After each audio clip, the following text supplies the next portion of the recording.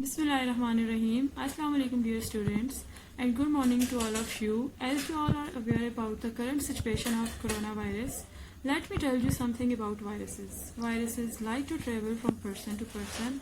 Have you ever noticed how kids in your class sometimes get sick at the same time? That is because of carelessness during illness. Same is the case with coronavirus. It spreads very quickly. That's why schools are also closed and you have to stay at home and follow precautionary measures. Now come to the topic. Today I will give you Urdu lesson and my today's topic is harf alif. Now look at your screens. You can see harf alif written on the screen. You can see alif. Which harf is this? Alif. And you know what is the sound of alif? Alif कहता है आ. Alif कहता है आ. Okay, now repeat after me. Alif कहता है आ. Yes, alif कहता है आ. Now come to the vocabulary of harf alif. A angur. A anar. Yes, what is this? Repeat after me. A anar.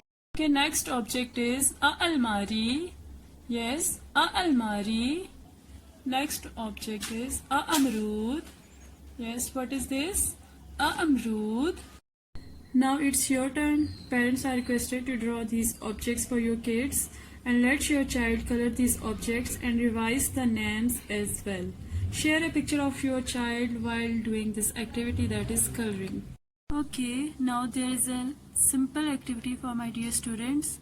Material required for this activity are pulses, rice or anything which is easily available, and a tray. Pour all these pulses in a tray like this. Parents are requested to make this environment for your children. Now guide your children to trace harf alif with 2 fingers like this and say alif कहता है आ. Alif कहता है आ. Yes, you can repeat this activity for 5 times at least and tell your child to repeat the sound as well. After the activity, you have to share a picture of your child while doing this activity. Thank you.